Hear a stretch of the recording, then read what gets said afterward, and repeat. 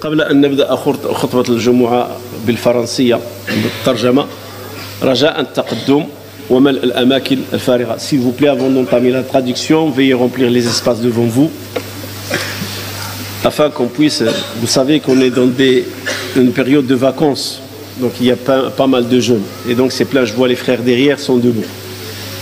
Et patience. C'est un mouvement qui est autorisé. Vous savez, dans le Jumu'ah, on ne peut pas parler. Mais ça, c'est un mouvement qui est autorisé pour permettre à nos frères d'avancer.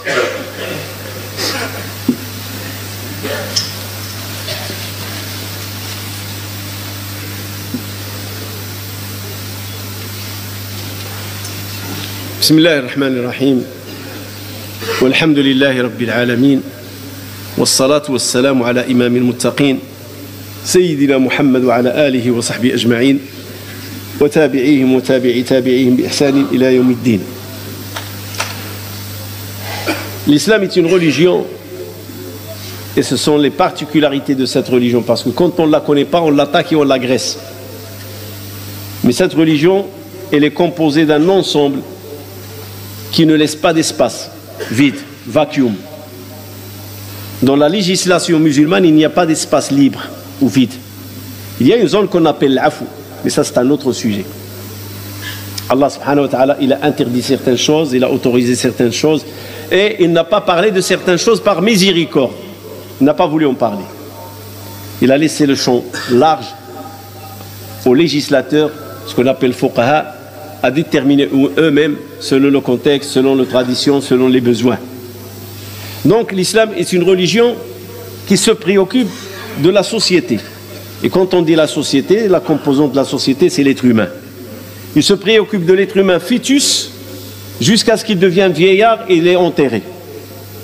Donc il accompagne l'être humain au niveau individuel, au niveau familial, au niveau social et au niveau de la nation. À tous les niveaux, l'islam, il a son mot à dire. Et je le dis et je le répète, c'est ce qui cause aujourd'hui le débat avec l'islam. C'est cette particularité que l'islam, il va du plus bas âge jusqu'à la fin. Et il s'occupe de tout. Pourquoi? Parce que la base de l'islam, elle est vraiment très simple et logique. On est dans un univers qui appartient à Allah. C'est lui qui l'a créé et c'est à lui que ça appartient et c'est lui qui nous a créés. Donc si on veut vivre heureux dans cet univers, il faut qu'on se plie à ses recommandations, à ses enseignements et à son mode qu'il nous a dicté. Il nous l'a dicté comment? En envoyant les prophètes et les messagers. Ça, c'est la règle de l'islam, nous simplifie la réalité comme cela. Et elle est simple. Mais d'autres, ils disent non. L'islam ne doit pas se préoccuper de la vie. C'est comme si tu es chez toi, on te dit ne te préoccupe pas de chez toi, on va se le faire à ta place.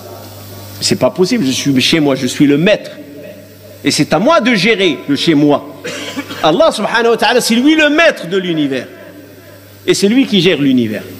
Il gère le soleil, il gère les planètes, il gère les galaxies, les cieux, la terre. C'est lui qui nous donne l'oxygène, qui nous donne la lumière. C'est lui. Et à la fin, on lui dit non, non, non, Dieu, on ne veut pas de ta religion. Hein, on n'en veut pas. Il y en a qui vont dire je suis athée, je n'y crois pas. Il y en a d'autres qui disent non, non, on ne veut pas de cela parce que je connais mieux que Dieu. Antum a'lamu amillah. Vous connaissez mieux que Dieu ou c'est Dieu qui connaît? Voilà. L'exemple que je donne toujours, et il faut le retenir, c'est comme tu achètes un appareil et tu as toujours avec l'appareil le guide d'utilisation. Le guide d'utilisation. Dalilul isti'mal. Le guide d'utilisation de cet univers, il s'appelle le Coran, il s'appelle la Sunna du prophète alayhi as-salatu was-salam. Ils sont là pour nous montrer comment exploiter cet univers et comment vivre heureux dans cet univers. Et si quelqu'un veut faire à sa tête, il vivra malheureux.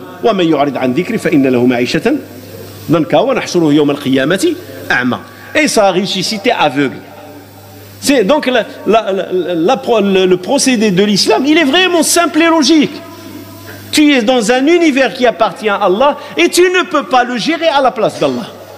Comme tu ne peux pas gérer les galaxies, les planètes et ce système solaire. Tu ne peux pas. Il te dépasse. Mais la même chose, comment tu manges, comment tu t'habilles, comment vivre heureux, qu'est-ce qu'il faut faire, qu'est-ce qu'il ne faut pas faire, c'est Allah qui sait le faire et c'est Allah qui te dit comment le faire. Tu l'écoutes, heureux. Tu l'écoutes pas, malheureux. Et comme j'ai dit au départ, l'islam s'intéresse à l'être humain pour qu'il soit heureux dans cet univers de l'étape du fœtus. C'est-à-dire quand l'œuf est fécondé et se trouve dans l'utérus, à ce moment-là, ça commence la relation avec Dieu subhanahu wa ta'ala. À ce moment-là. Et on va se contenter de quelques exemples du Coran qui nous montrent cette relation entre l'être humain et Allah subhanahu wa ta'ala. Et on ne peut pas s'en détacher. Malheureusement, on s'est détaché. Et c'est pour ça qu'on est en train de subir des échecs. Et ce n'est pas des échecs seulement, des cataclysmes parfois au sein de notre société, de ce qui se passe au sein de certaines familles. Alors on va prendre l'exemple de la femme de Imran, la mère de Maryam. Quand elle a senti qu'elle était enceinte, qu'est-ce qu'elle a dit? Seigneur, je dis ce qui est dans mon ventre pour toi. Elle a voulu que la naissance, le bébé qui va naître, soit un garçon. Et que ce garçon lui revient la tâche de quoi? D'entretenir la mosquée de l'Aqsa. C'est ça sa tâche. Entretenir la mosquée de l'Aqsa. Mais quand elle a accouché d'une fille. Donc il y a une déception chez elle. La fille, ce n'est pas comme le garçon. Un garçon, on peut l'éduquer, il va grandir, il peut devenir indépendant, il peut se défendre. Mais une fille, entretenir un lieu saint, un lieu dans lequel il y a des visites, des mouvements, c'est difficile. Mais quand même, elle a respecté.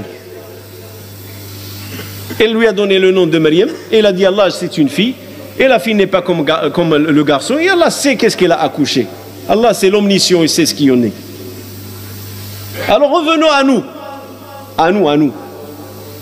Quand on sait que nos épouses sont enceintes, c'est quoi nos souhaits? C'est quoi nos invocations? C'est quoi nos désirs? Parfois, le papa et la maman se divergent sur les couleurs. Rose, bleu, blanc, noir. Ils se divergent sur la chambre à coucher du bébé. Comment on va la faire? Des choses de dunya. Ils se divergent. Ya Rabbi, mon fils soit médecin, maman dit non, un avocat c'est mieux. Il n'est même pas encore né. Ou la fille. On est vraiment dans la dimension de la dunya. Notre pensée, c'est une pensée, et c'est pas haram. Hein. Ce n'est pas haram. Mais on peut réconcilier les choses. Réconcilier les choses. C'est pas haram que, au contraire, c'est une obligation dans le contexte actuel que vivent les musulmans. On a besoin de savoir. On a besoin de jeunesse compétente, que ce soit au niveau des filles comme au niveau des garçons. On a besoin de ces compétences. Mais on a besoin de ces compétences qui soient éduquées, qu'ils ont de l'éthique, qu'ils ont la piété. C'est ça, équilibrer la balance.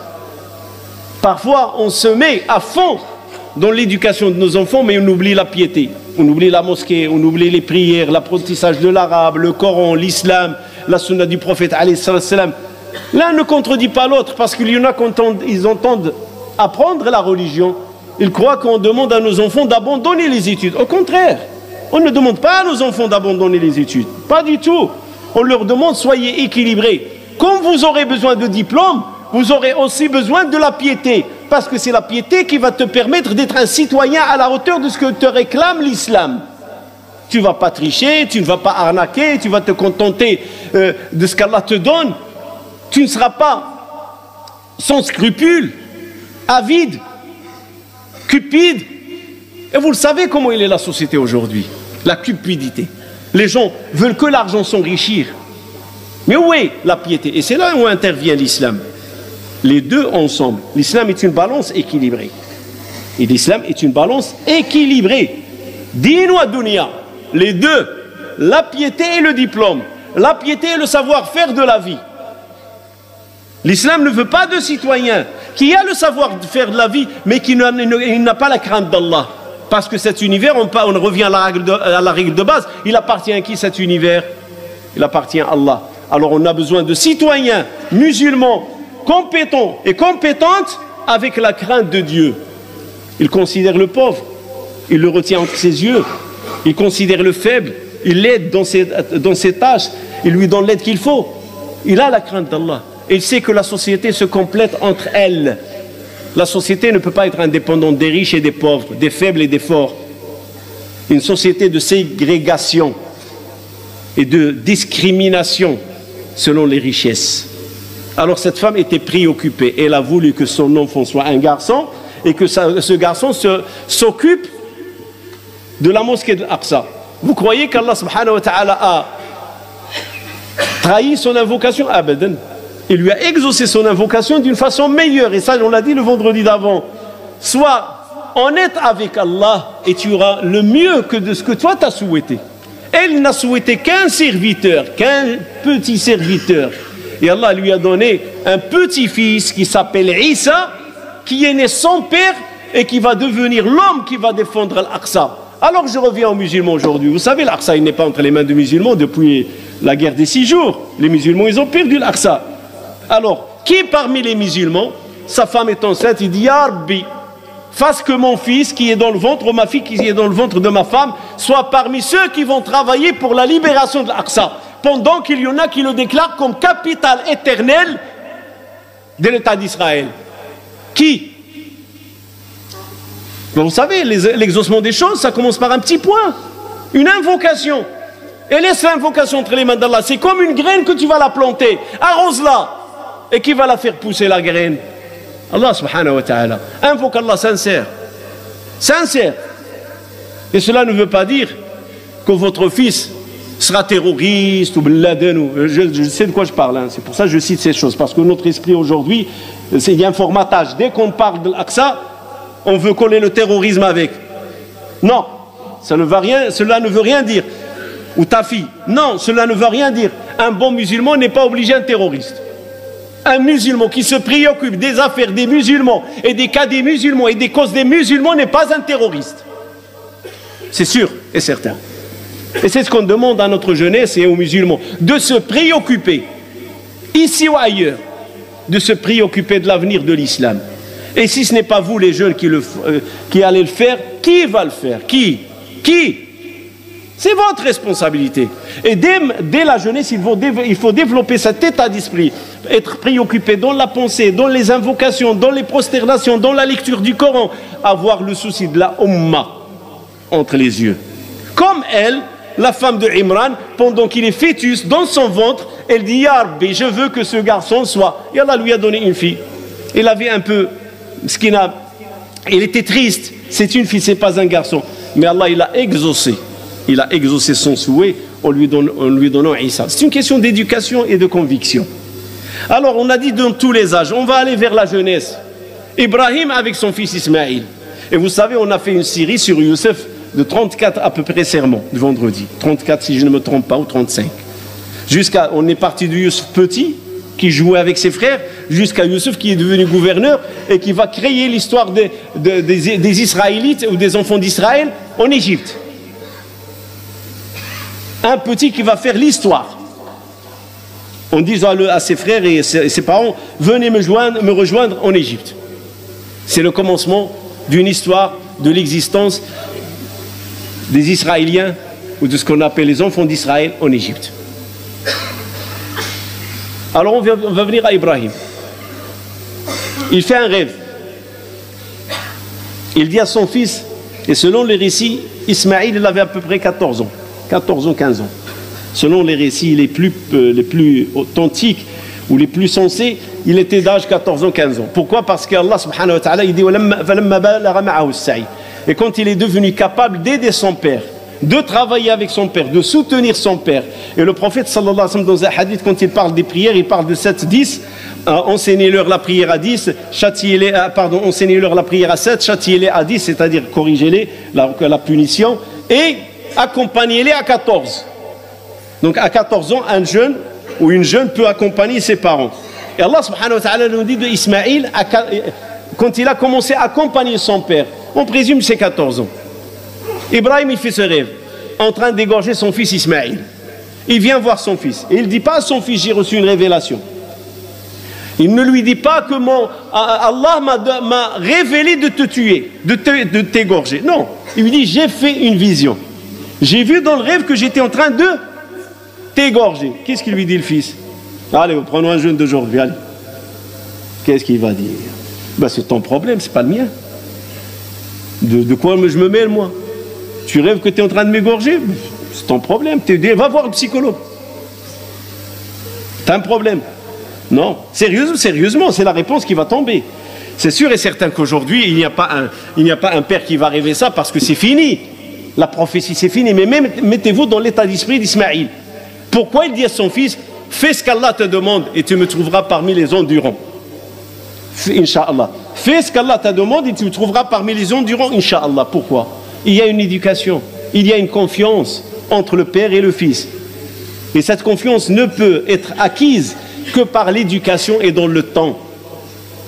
Et Ismaïl, il a confiance dans son père. Malgré l'âge avancé d'Ibrahim, parce qu'Ibrahim, il a eu les deux enfants, Ismaïl et Ishaq, à l'âge avancé, très avancé. Il ne les a pas eu jeunes, très jeunes, non, avancé. Il aurait pu dire, mon père est en train de vieillir. Non, mon père c'est un prophète. Il ne délire pas. Non, il ne délire pas. Alors il dit à son père, fais ce qu'Allah te demande, tu me trouveras parmi les endurants, Inch'Allah. Alors on s'arrête là. On se plaint que nos enfants ne nous obéissent pas, mais est-ce qu'ils ont eu l'éducation? C'est ça le problème. On sait que l'éducation dans la société aujourd'hui, c'est quoi? Liberté d'expression, liberté de choix, liberté de ceci, liberté de cela. On le sait, tous. Jusqu'à ce qui est devenu difficile. Une fois, dans un restaurant, je vois la maman parler à un petit de 3 ans, il lui présente la menu. Qu'est-ce que tu veux, mon fils? 3 ans, il ne sait même pas lire, tu lui demandes qu'est-ce qu'il veut. Tellement que c'est ancré qu'il faut qu'il choisisse lui-même. Elle lui présente le menu. Et elle commence à lui expliquer les menus par les photos. C'est là, c'est là, c'est là. Elle prend, c'est bien, machallah, c'est une éducation. Elle prend le temps d'expliquer à son fils. Mais ce qui m'a interpellé, c'est qu'un peu, c'est exagéré quand même. C'est exagéré. C'est bien. Je communique avec mon enfant, je ne lui impose rien. Je lui enseigne les bonnes choses, je lui explique les bonnes choses, je lui montre les bonnes choses. J'installe un climat de confiance entre moi et mes enfants. C'est très bien. Mais il y a un juste milieu. Parce que cela veut dire quoi? Parce que ça veut dire qu'à un certain moment, tu ne peux pas donner un avis à ton enfant. Parce qu'il faut faire la part des choses. Il y a des choses sur lesquelles les parents, ils ont un avis tranchant. Et certaines choses, les parents, ils ont un avis de conseiller à leurs enfants, et non tranchant. Par exemple, la question du mariage, ce serait bien qu'il y ait une réconciliation entre le choix de l'enfant et le choix des parents. Mais parfois, on trouve les deux extrêmes. Et c'est ce qu'il y a aujourd'hui. C'est les deux extrêmes. Soit qu'on a un enfant qui impose à ses parents un choix sans les consulter, et c'est la majorité des cas, ou soit les parents qui disent à leurs enfants, voilà, je t'ai trouvé un mari et tu dois le prendre. Et tu n'as pas le choix. Sans la consulter, surtout quand il s'agit des filles.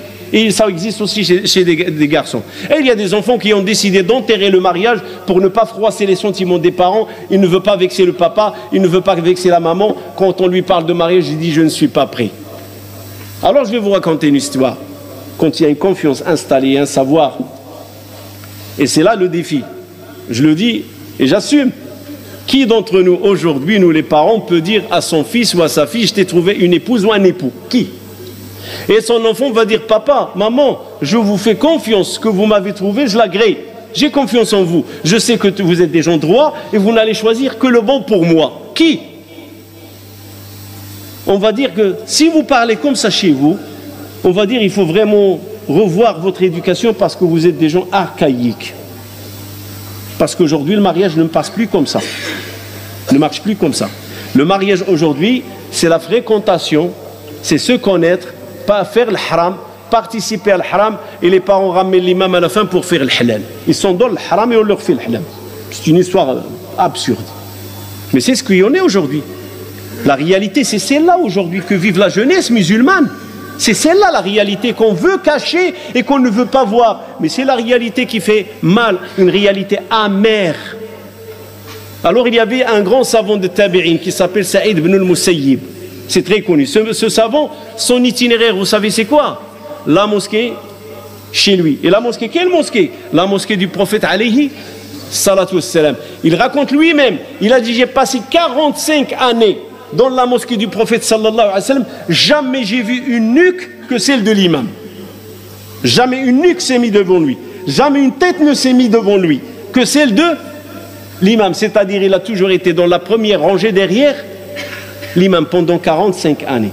Mais on va voir dans ce récit, il va faire exception d'un trajet. Il va faire exception.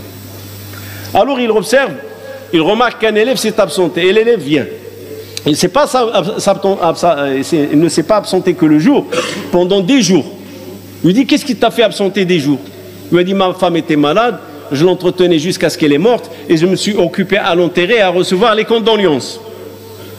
Alors il lui pose la question, tu te remariais? Il lui a dit, qui accepterait de marier un pauvre comme moi? C'est un pauvre. Il lui a dit, moi, je te marie, je te donne ma fille. Dans la mosquée du prophète sallallahu alayhi wa sallam, ma fille elle est à toi, c'est ton épouse. Un homme qui ne consulte même pas sa fille, mais parce qu'il a confiance en sa fille. Et une fille qui ne fait pas la rébellion, parce qu'il a confiance en son père. C'est une confiance mutuelle, indiscutable. Il dit, je suis retourné chez moi après la prière de l'Isha, quelqu'un toque à ma porte. C'est qui? Et il me dit, Saïd. Il a dit, j'ai pensé à tous les Saïd que je connais, tous. Saïd tel, Saïd tel, Saïd tel, Saïd tel, Saïd tel, Saïd tel. Ma tête tourne, qui Saïd? Alors j'ouvre la porte, je trouve que c'est mon maître, Saïd ibn al-Musayyib, qu'Allah l'a grille. Tabi'i. Tabi'i, c'est celui qui vient après l'époque des compagnons. Juste après les compagnons. Il n'a pas assisté au prophète, peut-être, à sa naissance, le prophète, il est mort. Donc il n'a pas assisté, on l'appelle Tabi'i, ceux qui ont suivi. Il a dit, je trouve Cheikh Saïd ibn al-Musayyib. J'ai dit, oh mon cher, tu aurais dû m'envoyer une convocation, tu aurais dû m'interpeller, c'est à moi de venir te voir et non à toi de venir me voir. Il ne m'a pas laissé parler, il tire une fille, il lui dit, voilà ton épouse, et qu'Allah bénisse votre nuit et votre vie. Qu'est-ce qu'il vient de faire là? Une épouse? Donc il était sérieux quand il m'a dit, je t'ai marié ma fille. Et qu'Allah bénisse votre nuit et votre vie. Alors je ne savais pas quoi faire. Il commence à prendre des pierres, des petites pierres, et les jette sur les voisins. C'est comme ça le message autrefois. C'est aujourd'hui, comme je l'ai dit tout à l'heure, vous avez les Snapchat, vous avez les Facebook, vous avez de quoi envoyer des messages d'alerte. À l'époque, chaque temps, il a sa façon de faire. Chaque période, ils ont leur tradition. Et leur tradition, quand il y a une urgence imminente, qu'est-ce qu'ils font? Une urgence imminente, ils jettent des pierres les uns sur les autres, des petites pierres. Et les voisins comprennent, surtout tard, après les Isha, il fait noir. Qu'est-ce qu'il a Saïd? Qu'est-ce qu'il a Abdullah ibn Wadda'a? Qu'est-ce qu'il a Abdullah ibn Wadda'a? Ils sont partis le voir, qu'est-ce qu'il y a? Il a dit, vous n'allez pas le croire. Saïd ibn al-Musayyib m'a marié sa fille. Et il me l'a ramené et je ne sais pas quoi faire. Je n'ai pas de quoi manger, je n'ai pas quoi lui préparer, je ne sais rien. Les femmes lui disent, dégage, écarte-toi. Ils ont pris la mariée chez une des femmes, ils l'ont maquillée, ils l'ont préparée, ils l'ont rendue, machallah, comme une belle mariée qui va passer sa nuit de noces. Et ils ont préparé du manger, ils ont fêté la soirée comme ils peuvent. Système D comme on dit ici. Mais vous savez cette fille-là, qui l'a demandé au mariage? Le prince héritier d'un des rois des Omeyyades. Le roi des Omeyyades l'a demandé pour son prince héritier. Il a voulu faire l'alliance politique et religieuse avec Saïd ibn al-Musayyib. Comme Saïd ibn al-Musayyib était très réputé, il a une notoriété, et il y avait des troubles, il a dit, si je prends la fille de Saïd ibn al-Musayyib pour mon fils qui est le prince héritier, ça va calmer un peu les choses, et ils vont comprendre que moi je n'ai rien contre les savants, contre la religion, et ça va être une alliance religieuse et politique. Et Saïd ibn al-Musayyib, il a compris le jeu, il a dit, wallah, ma fille ne passera pas la nuit chez ton fils. Et je n'ai pas besoin d'un roi ou d'un sultan dans ma maison et dans ma famille. Il a choisi simple pour sa fille. Aujourd'hui, je crois que nos filles rêvent de se marier avec des princes. Et je crois que nos garçons rêvent de se marier avec des princesses. Regardez, pourquoi? Parce que c'est le savoir qui fait la part des choses. C'est la science qui fait la part des choses. Quand on est là dans la dunya, on ne peut pas faire le discernement. On ne peut pas savoir où est le bien, où est le mal, parce qu'on est dans la dunya. Et dans la dunya, tout est calculé sur l'argent et la richesse. Mais quand on a la piété, tout est calculé sur la base de la piété. C'est ce qu'il a calculé Saïd. Il veut la paix pour sa fille, la tranquillité pour sa fille. Et il lui a choisi quelqu'un de très simple, un de ses élèves. Alors ils me l'ont préparé, arrivé le Fajr, après la nuit de noces, je me réveille, je fais mes ablutions, je m'apprête à partir à la mosquée. Il lui a dit, tu t'en vas où? Ça c'est la nouvelle épouse. Il lui a dit, tu t'en vas où? Il lui a dit, à la mosquée. Il lui a dit, pourquoi faire? Il lui a dit, prier, et j'ai le dars avec ton père. Il m'a dit la prière, déjà la sunna, tu commences à prendre les leçons. La science de mon père, tu l'as. Elle est devant toi, c'est moi. Tout ce que mon père, il a, je l'ai. Tu vas le trouver. Ce qu'il a, il me l'a enseigné. Ça, c'est la première des choses. Et la première leçon que je te donne, tu m'as eu, vous m'excusez du terme, vierge. Et la vierge en islam, elle a le droit à 7 jours. Et tu viens de commencer. Accorde-moi mes 7 jours. Tu les restes avec moi. C'est la première leçon. C'est une femme qui lui donne une leçon. Lui qui est l'élève du maître, il a trouvé chez lui un autre maître. Qui d'entre nous, aujourd'hui, peut aller dans cette dimension et penser de la sorte? C'est vrai, c'est un temps passé, c'est ce qu'on va dire, mais tout est rattrapable, tout est réalisable. C'est une question de détermination et de volonté. Vous savez que les Sahaba, ils ont appris le Coran, il y en a qui l'ont appris à 60 ans. Vous ne croyez pas que le prophète sallallahu alayhi wa sallam a commencé la révélation avec des petits autour de lui, qui leur apprend le Coran comme il fait talb avec l'oulad il-luha, avec la planche? Ah non, ne croyez pas ça. Sahaba, il y en avait de 10 ans, comme Ali radiyallahu ta'ala anhu, il y avait moins de 10 ans, il y en avait de 20 ans, il y en avait de 30 ans comme Abu Bakr Siddiq et plus, et ainsi de suite. Sahaba, ils avaient un âge diversifié. Et ils ont appris le Coran, ils ont appris l'islam, ils ont appris la religion. Mais pourquoi? La volonté et la détermination. C'est la différence entre nous et eux. On a la volonté de la dunya, on cherche à construire, on cherche à bâtir, on cherche à s'enrichir. C'est ce qui fait la différence entre nous. Eux, ils ont cherché à s'enrichir dans l'au-delà. Ils ont cherché à bâtir dans l'au-delà. Ils ont cherché à faire pour l'au-delà. C'est ce qui a créé la différence. Et le Coran, les récits, il y en a plein. Cependant, l'exception existe. Il faut la citer. L'exception, c'est Nuh, avec son fils. Il a fait l'éducation, mais son fils, à la fin, il est devenu mécréant. Comment peut-on interpréter ça? Parce que quelqu'un peut se cacher derrière cet exemple, dire, ben écoute, Nuh, Allah l'a éprouvé, il a eu un fils qui était maladroit, un fils qui n'était pas dans la droiture, un fils qui était mécréant. Nuh, il interpelle son fils, il lui dit, monte avec nous dans l'arche. Tu seras parmi les sauvés, et ne sois pas avec les mécréants. Et son fils lui dit, non, je vais escalader à la montagne, et je veux me protéger contre l'eau. Et le déluge, il est arrivé, il n'a pas pu escalader à la montagne, il faisait partie de ceux qui ont subi la noyade. Et le déluge, c'est le fils d'un prophète. Non. Ce que je dis et ce que l'islam nous enseigne, là où on est responsable, c'est où? Dans l'éducation. On n'est pas responsable des résultats. Et retenez bien cette règle. Les résultats, c'est entre les mains de qui? C'est Allah. L'agriculteur, il laboure la terre, il plante la graine, il l'arrose, il attend. Il attend quoi? La poussée. Et qui décide de la pousser?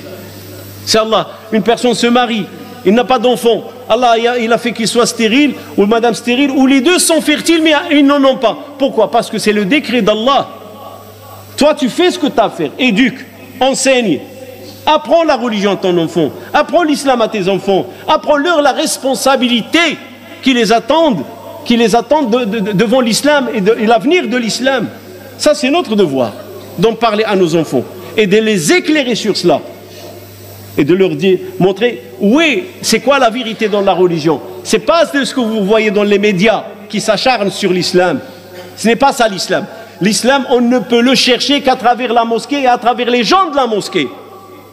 Ce n'est pas un islamologue, islamophobe, qui va apprendre à nos enfants l'islam. Non. L'islam, c'est comme le christianisme. Vous voulez savoir c'est quoi le christianisme? Il faut aller chez un prêtre. C'est lui qui va vous dire c'est quoi le christianisme. Le judaïsme, c'est un rabbin. Et comment ça se fait que quand on veut parler de l'islam, on nous ramène des non-musulmans pour nous parler de l'islam? Ben, je vais retirer le docteur, je vais lui dire, toi tu ne fais pas la médecine, je vais le faire à ta place, moi. Est-ce que ça passe dans la tête? Mais quand il s'agit de l'islam, Wallah al-Adim, ça passe. On retire les musulmans, on retire les imams, on retire les savants et on place des islamologues. Des gens qui n'ont rien à voir avec la religion. On va dire c'est eux qui vont nous expliquer l'islam.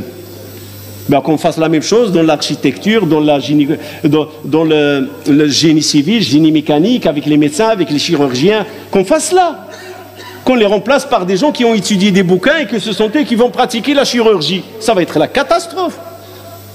Mais parce que l'islam est devenu un chiffon, l'islam il n'a pas de représentant. Alors quand on veut parler de l'islam, bonjour les dégâts, hein, on entend parler de tout. J'ai appris dernièrement que la réforme de l'islam se fait avec des gens de l'église et de la synagogue. Les orientalistes, qu'est-ce qu'ils ont à voir avec l'islam? Mais c'est aux musulmans de s'exprimer sur l'islam. Sérieusement. Et bien ça, c'est le rôle des parents. Pourquoi c'est votre rôle et le rôle de la jeunesse de le comprendre? Je veux le shish kebab, je vais dans le snack. C'est ça ou non? Je me trompe. Shish kebab, c'est snack. Restaurant, c'est pour manger. Tu ne vas pas chercher shish kebab point presse. Il va se moquer de toi. Tu vas lui dire, ils vendent les journaux, vous avez un shish kebab, monsieur? Ça passe. Ben, la même chose, la religion, voyez, soyons sereins et sensés. La religion, c'est la mosquée. La religion, c'est les imams. La religion, c'est les savants de l'islam. C'est pas une personne qu'on va me ramener, je ne sais pas comment il s'appelle, qui n'a rien à voir avec la religion. On l'interpelle dans les plateaux, il va nous parler de la religion musulmane. Et nos enfants sont en train d'écouter, ils vont sortir faire le débat dehors. T'as entendu ce qu'il a dit lui, hein? Ah ben l'imam nous a pas dit comme ça, l'imam nous a arnaqué là. Ils ont donné crédibilité à celui qui ne connaît rien de la religion. C'est la vérité, hein? Faites attention. On veut que la référence de l'islam change. Vous les jeunes, vous êtes responsables. Les jeunes, vous êtes responsables. Vous êtes malade, vous allez chez le docteur. Tu ne vas pas chez le mécanicien, j'ai mal aux dents. Il va te l'extraire. Mais tu payes. Au lieu de l'anesthésie, l'huile. Inna Allah wa malaikatahu yusalluna ala an-nabi. Ya ayyuhalladhina amanu sallu alayhi wa sallimu taslima. اللهم صل على سيدنا محمد وعلى آل سيدنا محمد كما صليت على سيدنا إبراهيم وعلى آل سيدنا إبراهيم وبارك على سيدنا محمد وعلى آل سيدنا محمد كما باركت على سيدنا إبراهيم وعلى آل سيدنا إبراهيم في العالمين إنك حميد مجيد. اللهم اجعل جمعنا هذا جمعا مرحوما واجعل تفرقنا من بعده سالما من الشر معصوما ولا تدع بيننا ولا منا شقيا ولا محروما. اللهم اغفر لنا فيه ذنوبنا ويسر أمورنا واقض حوائجنا وشاف مريضنا وعافي شيخنا واغني فقيرنا واهدي ضالنا واجبر كسيرنا. اللهم إنا نسألك الهداية لأبناء المسلمين ونسألك الهداية للبنات المسلمات. اللهم احرس شباب المسلمين بعينك التي لا تنام واحفظهم بركنك الذي لا يرام. اللهم من أراد بالإسلام والمسلمين خيرا فوفقه وأعنه ومن أراد بالإسلام والمسلمين سوءا فاجعل دائرة السوء عليه. اللهم إنا نجعلك في نحورهم ونعوذ بك من شرورهم. اللهم يكافك فيناهم بما شئت ومتى شئت وكيفما شئت. ربنا أوزعنا أن نشكر نعمتك التي أنعمت علينا وعلى والدينا وأن نعمل صالحا ترضاه وادخلنا برحمتك في عبادك الصالحين وادخلنا برحمتك في عبادك الصالحين وادخلنا برحمتك في عبادك الصالحين. اللهم كن لنا وليا ونصيرا وظهيرا. اللهم كن لنا وليا ونصيرا وظهيرا. اللهم كن لنا وليا ونصيرا وظهيرا. اللهم إنا نسألك حبك وحب من يحبك وحب أي عمل يقرب إلى حبك. اللهم إنا نسألك من خير ما سألك منه نبينا محمد صلى الله عليه وسلم ونستعيذ بك مما استعاذ منه نبينا محمد صلى الله عليه وسلم.